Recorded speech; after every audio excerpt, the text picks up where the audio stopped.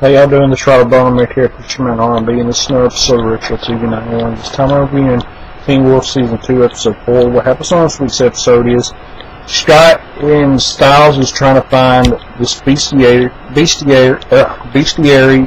is a dictionary of mythical beasts. And Allison's grandfather Gerard's the one that has this, and Scott and Allison is trying to find this book. And at first they think it's a book that Gerard holds with him, but come to find out whenever Scott's invited to supper with Allison's family by Gerard, him and Allison go into a safe and try to look through this book, and this is a book of cook recipes. And they realize that the bestiary is the hard drive, the jump drive that Gerard has on his keys. So Scott and Styles look through this bestiary and is trying to find out what this monster is, and they find, and Derek comes and walks up and tells them it's a Kinema, Kinema, I think that's what he said.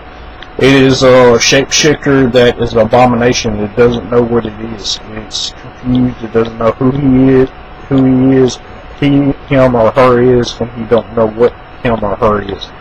And what happens is before all of this, the Kinema attacks Derek and Styles, and Derek's paralyzed from that down, and he's trapped in the pool with Styles.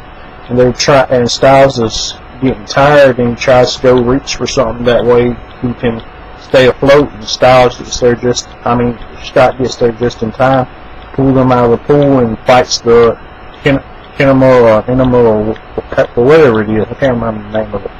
But anyways, Scott fights this thing and has a piece of glass, and the Kinema looks at the glass at a reflection and gets scared and runs off. And after all this happens, Scott goes to pick up his mother, and Gerard comes up behind him and stabs him and tells Scott that one day that Scott's going to owe him a favor, or this knife is going to go into Scott's mother.